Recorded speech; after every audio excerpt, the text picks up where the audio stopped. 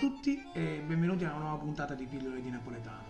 Oggi più che di una parola parleremo di una locuzione che è diventata molto comune nel linguaggio napoletano e che viene ricordata anche per una poesia del principe Antonio del Curtis, in arte Totò. La locuzione, la parola di oggi è all'intrasatta. Con il termine all'intrasatta si intende qualcosa che è abitato assolutamente all'improvviso, che si è incastrato in mezzo a altri impegni,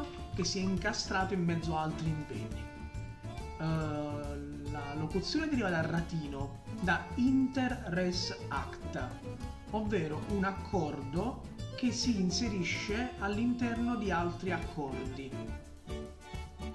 E dà proprio l'intrusione, dà proprio il senso della locuzione all'intrasatta, perché spesso qualcosa che capita all'intrasatta è qualcosa di non piacevole, non preventivato, che bisogna affrontare con non molta voglia ed è che veramente è successo lì per lì.